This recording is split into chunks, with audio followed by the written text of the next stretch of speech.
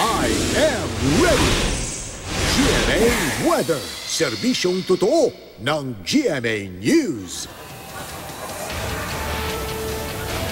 Mga kapuso, nakararanas ngayon ng thunderstorms sa ilang bahagi ng Metro Manila.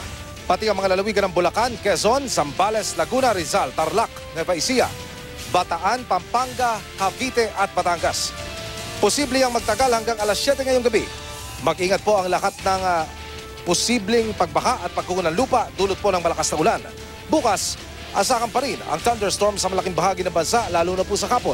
Sa Luzon, buong araw na may tsansa ng ulan sa Calabarzon, Mimaropa at Bicol regions. Sa hapon, uulanin na rin ang ibang bahagi ng Luzon. May posibilidad din ng ulan sa Metro Manila bukas na hapon, pero maalinsangan pa rin dahil maaaring umabot sa 41 degrees Celsius ang init factor. Maghapon ding may ulan sa buong Visayas. Mababa naman ang tsansang umulan sa Mindanao sa umaga, pero sa hapon, asahan ang malalakas na thunderstorm sa halos buong Mindanao. Yan ang latest mula sa GMA Weather. Magplano para sigurado. I am ready. Serbisyong totoo ng GMA News.